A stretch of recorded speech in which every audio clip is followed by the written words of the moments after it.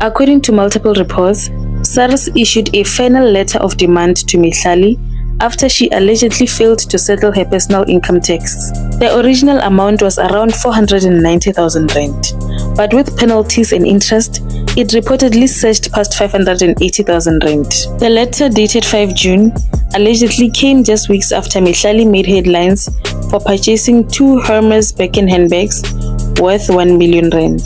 The timing has fueled public debate about influencer spending and financial responsibility. Some fans believe the leak was intentional or fake, designed to stir drama.